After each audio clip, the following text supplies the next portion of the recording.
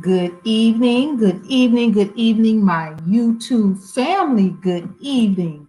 Today is Thursday, February the 25th. And of course, you know what time it is. It is Keeping Up with Congress, y'all. Keeping Up with Congress. Please go to the website, withholdthevote.org. Please join us. Please support us.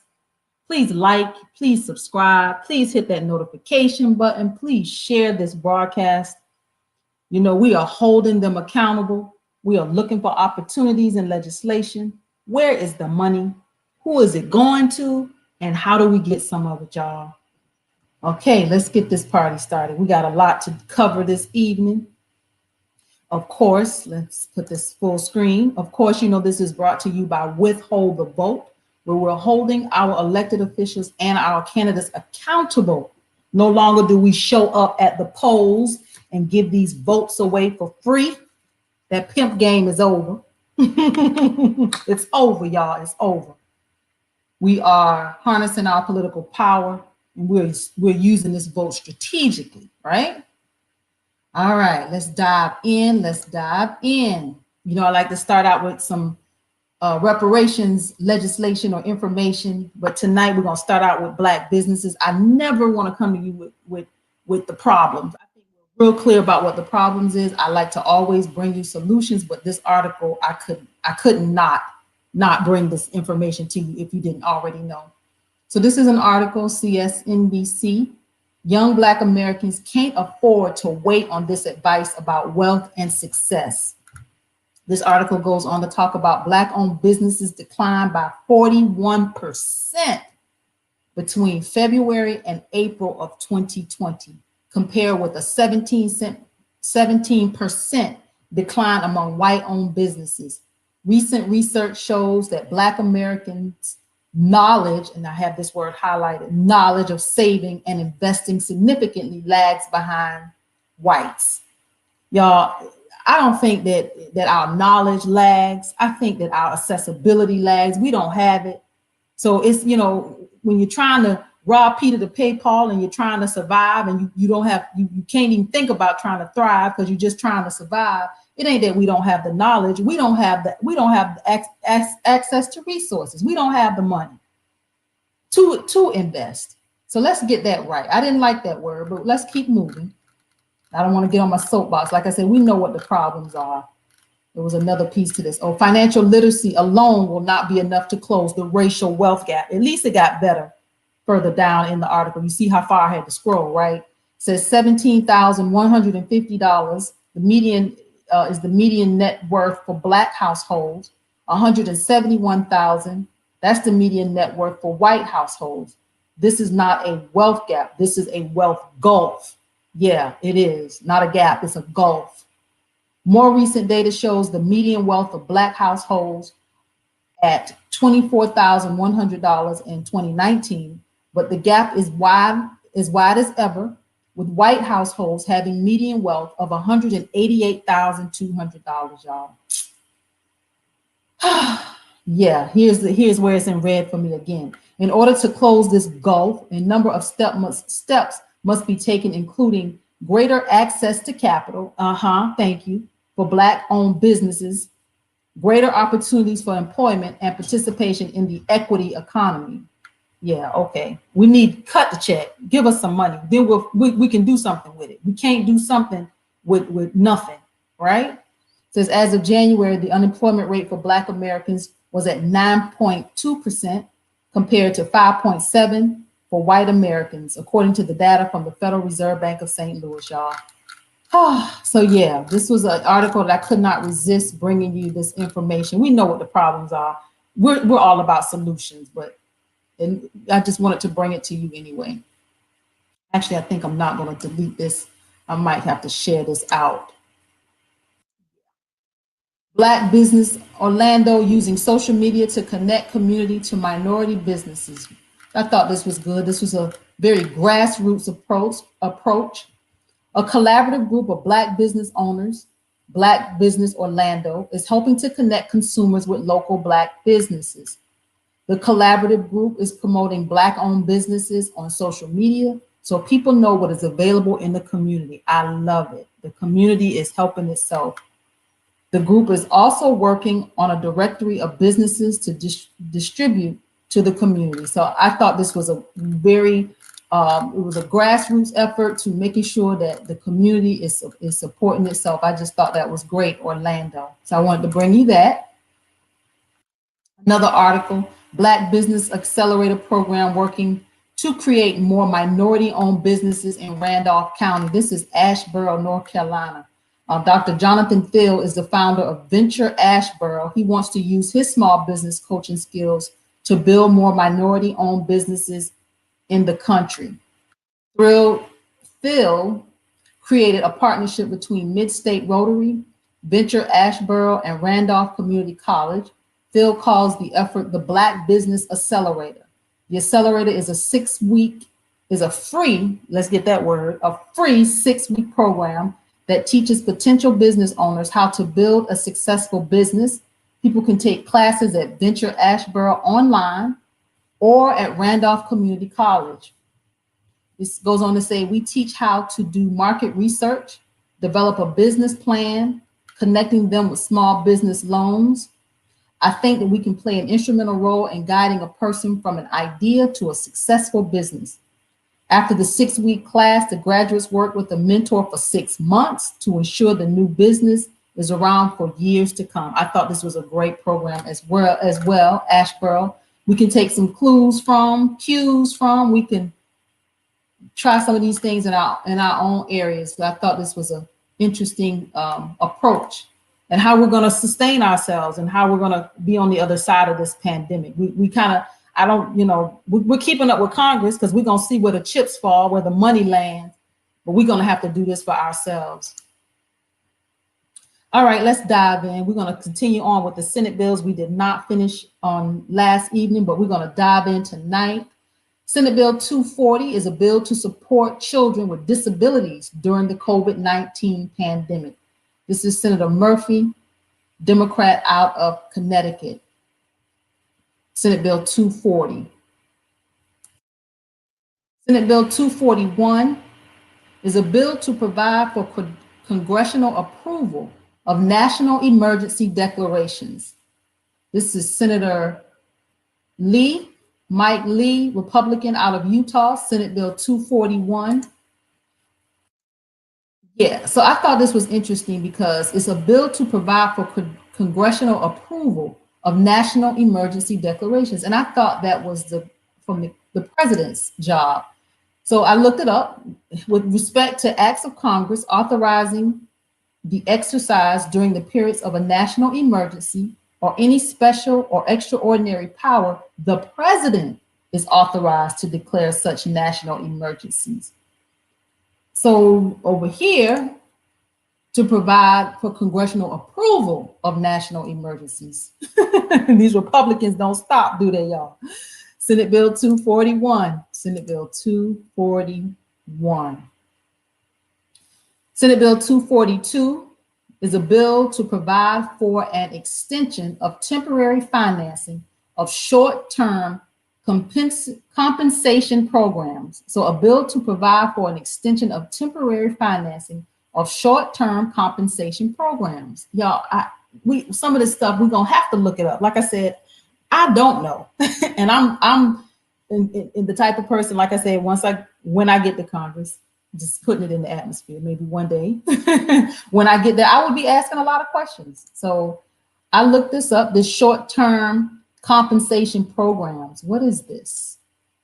Short-term compensation, also known as work sharing or shared work programs, are an alternative to layoffs for employers experiencing a reduction in business activities and allows those employees facing a reduction in wages to collect a percentage of their unemployment compensation benefits to replace a portion of their lowest wages. So this short-term compensation preserves employees' jobs and employers' skilled workforces by allowing employers to reduce work hours for some employees rather than laying them off. So it's a compensation program where you can keep your job and still get unemployment, and it helps the employer and it helps the employee. I thought this was some pretty interesting legislation. Never heard of it. Democrat Senator Jack Reed, Democrat out of Rhode Island, a bill to provide an extension for this temporary financing. I think that's some good legislation. Senate Bill 242. Senate Bill 243 is a bill to amend the Internal Revenue Code of 1986 to expand tax-free distributions from individual retirement accounts to include rollovers for charitable life income plans for charitable purposes. So y'all, I don't know a whole lot about IRAs and how these rollovers actually work, but I wanted to dive in. Senator Kevin Cramer, Republican out of North Dakota. What is this? And I found this to be quite interesting. So what is the life income option? In many ways, life income plans are similar to charitable remainder trusts. That is, they provide periodic income dispersals to beneficiaries for a specified period, after which the remainder of the fund is donated to a designated beneficiary, usually a charity. So let's go dive in a bit deeper. What is a charitable activity income? So this is all tying into this legislation. A contract that provides, listen to this, the donor a fixed income stream for life in exchange for a sizable donation to a charity. Sounds like a serious, mean loophole. So this, it provides the donor a fixed income stream for life in exchange for a sizable donation to a charity. See, this is why we can't win. You can't win when you don't know the game, you don't know the rules, you don't know how this thing is played. So we wonder why we keep losing. We wonder why we're on the backside of everything. We don't even know how the game is played. This is why this broadcast is so important. This is why I keep coming to you. I don't care if it's 1, 2, 3, 4, 5 of you that are here. I keep showing up because I am prayerful that one day this is going to catch on. You are going to get it. Why this is so important, why we have to pay attention. We don't know the rules to the damn game that's being played with the money that we pay in taxes, that goes into this big pool and this big pot that never comes back out. It's like a black hole. Look at this. Republican Cramer, North Dakota, they keep making the rules work for them, making the game work for them. We don't even know what they're doing.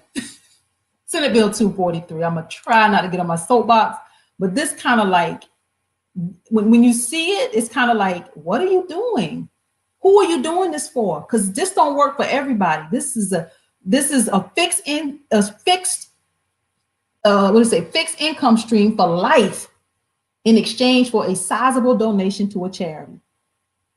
I don't know how it gets more plain than this, because yeah, okay, let me keep on. Senate Bill 244 is a bill to amend Section 242 of Title 18 United States Code to include the use of chokeholds and carotid holds, and I'm saying that word wrong, and I actually looked it up so I could say it right, as a deprivation of rights and as punishment, pain, or penalty. Senator Gillibrand, Democrat out of New York. I looked these up. This chokehold. The chokehold is a grappling hold that critically reduces or prevents either air or blood from passing through the neck of an opponent. So it's choking you around your neck. Chokehold, right? Reminds us of was that Eric Garner in New York with the cigarette? Yeah.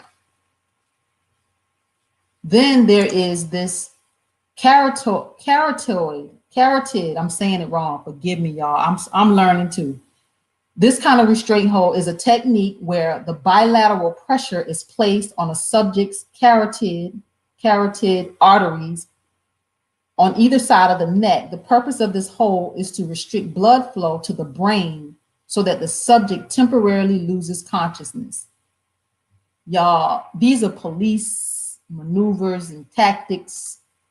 Yeah, we need to, amend Title 242 of Title 18 United States Code to include the use of chokeholds and carotid holds. I'm saying that wrong, but you know what I'm saying. As a deprivation of rights and as punishment, pain, or penalty. Keeping up with Congress, y'all. Keeping up with Congress. Senate Bill 245 is a bill to amend Title 19 of the Social Security Act to provide the same level of federal matching assistance for every state that chooses to expand Medicaid coverage to newly eligible individuals, regardless of when such expansion takes place. Why not let's expand Medicaid? Just, shaking my damn head. Let's just get a healthcare system that is comprehensive, that works for all of us, Why not have a healthy population? Why not have a healthy, workforce? Because then I guess the pharmaceutical company couldn't make no money. Y'all, everybody got their hands around our necks, right? We just looked at chokeholds around our necks. Senate Bill 245. Senate Bill 246 is a bill to amend the Public Health Service Act to authorize grants to support schools of nursing in program enhancement and infrastructure modernization, increasing the number of nursing faculty and students. So anybody going into the nursing industry, we know that medicine and technology and, these are going to be big fields moving into this new 2021, 2022. Senate Bill 246. Senate Bill 247 is a bill to amend the Fair Labor Standards Act of 1938 to provide compensatory time for employees in the private sector. Compensatory time, y'all. I told you, I've been an entrepreneur for 25 years. A lot of the stuff I don't know. So I definitely had to look it up. Compensatory time. It's time off in lieu of overtime pay. So they'll compensate you compensatory time. They want, this is Republican Lee, Senator Mike Lee out of Utah. Senate Bill 247. Senate Bill 248 is the Family Act. I had to look it up. This is something that she has introduced, Senator Gillibrand has introduced before, Democrat out of New York. I didn't know what it was, so I looked it up. It's to provide paid family and medical leave benefits to certain individuals. Like when I see these words, certain individuals, who are these certain individuals? Senate Bill 248, the Family Act. Like I said, this was introduced prior in the last Congress. So I looked it up because it wasn't available. A lot of the text for these bills aren't available. So I've had to kind of go back and see what they introduced last session to kind of figure out or assume what they're going to introduce this session, what these bills actually say. Senate Bill 249, the United States-Cuba Trade Act of 2021. Those of us that kind of know a little bit about what's going on with Cuba. This bill repeals the embargo on trade with Cuba to lift the trade embargo on Cuba. So yeah, Senate Bill 249, United States-Cuba Trade Act of 2021. This is Senator Wyden, Democrat out of Oregon. Senate Bill 249. Senate Bill 250 is a bill to amend the Federal Food, Drug, and Cosmetic Act with respect to limitations on exclusive approval or licensure of orphan drugs. Y'all, I didn't know what the heck orphan drugs were. Orphan drugs. Senator Bill Cassidy, Republican out of Louisiana. I didn't know what orphan drugs were. So orphan drugs are medications or other medicinal products used to treat rare diseases or disorders. They are called orphan drugs because due to their limited market, few pharmaceutical companies pursue research into such products. So they're called orphan drugs. So now we know, like I said, we need to know the lay of the land. We need to know the language. This is training, y'all. This is our training ground. Some of us that are watching, we might run. Y'all might know somebody else who's running. We got to be prepared. This game is played on a whole nother level and we don't know what the hell they're doing. So that's why we keeping up with Congress, y'all. Senate Bill 250. Senate Bill 251 is a bill to provide that for purposes of determining compliance with Title 9 of the Education Amendments of 1972 and athletics, sex shall be recognized based solely on a person's reproductive biology and genetics at birth. Senator Mike Lee, y'all, this has been on a topic, you know, seems like Joe Biden has come out of the gate with you know, making executive orders and addressing gender and athletes, and you know, there it is. Senator Lee says sex shall be recognized based solely on a person's reproductive biology and genetics at birth. Representative Mike Lee, Republican out of Utah. We'll just keep paying attention, keeping up with Congress, y'all. Senate Bill 252 is a bill to amend Title 6 of the Social Security Act to provide additional funding for states, tribal governments, and local communities due to the coronavirus disease 2019 public health emergency.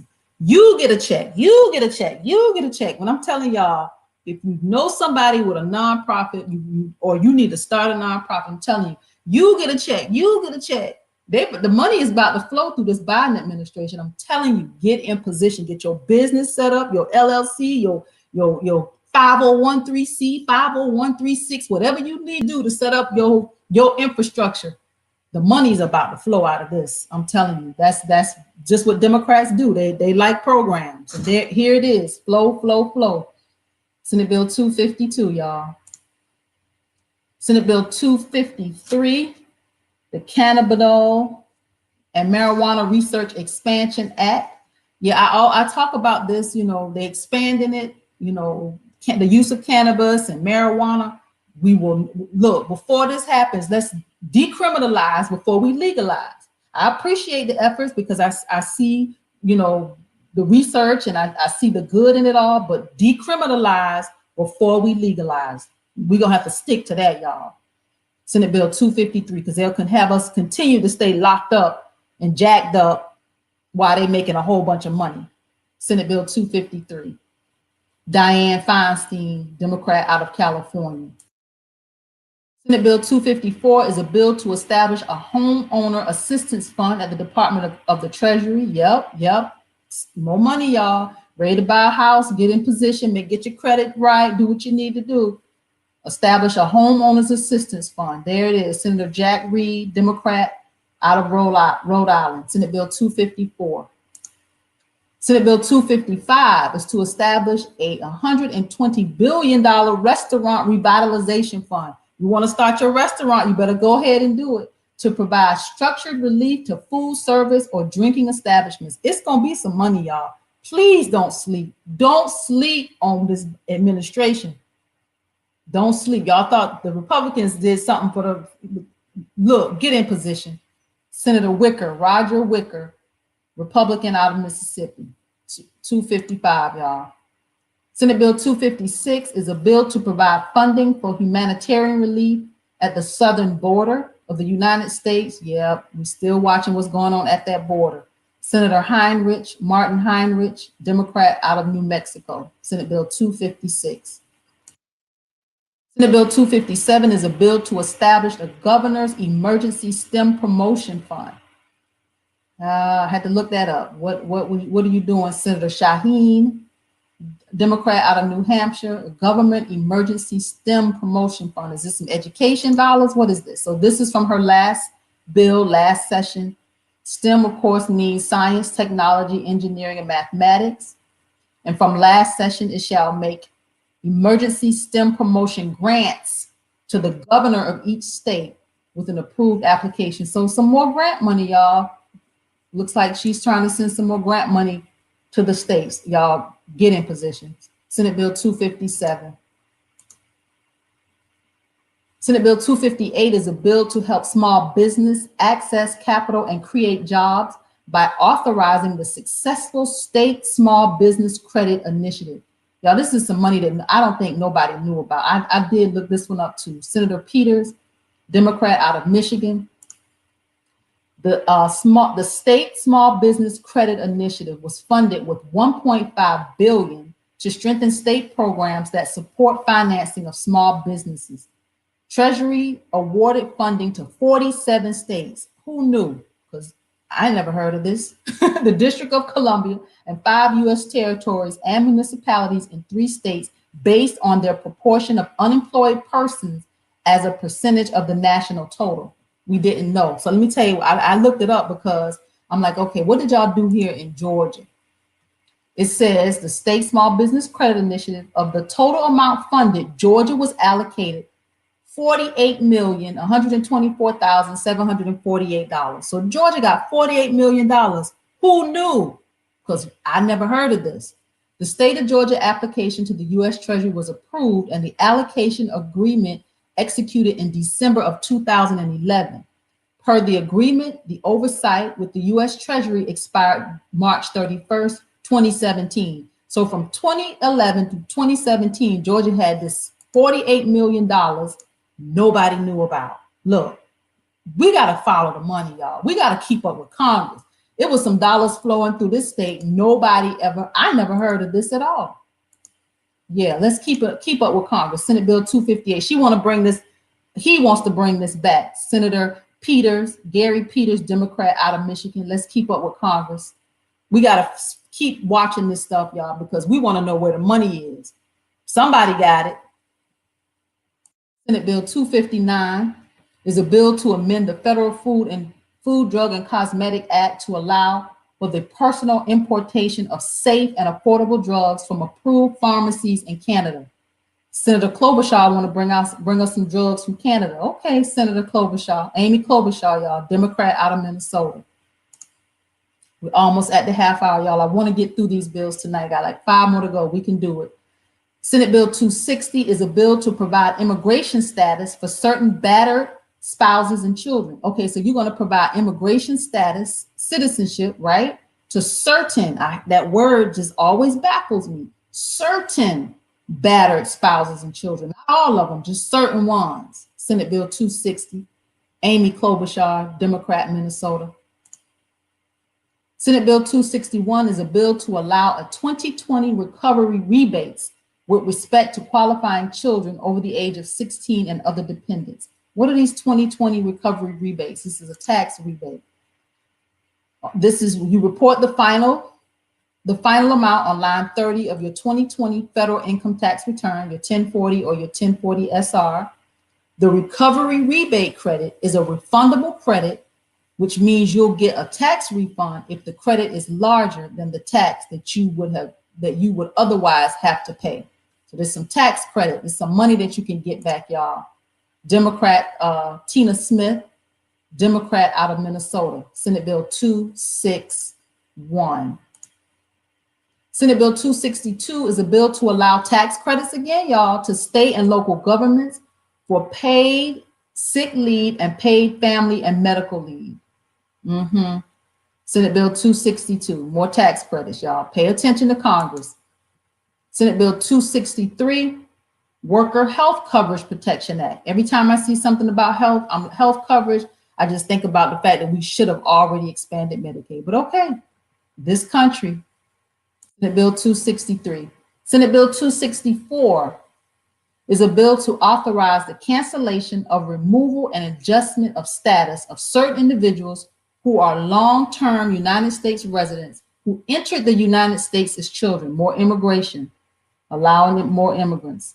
Authorize the cancellation of removal and adjustment of status for certain individuals, y'all. Richard Durbin, Senator Richard Durbin, Democrat out of Illinois, Senate Bill 264.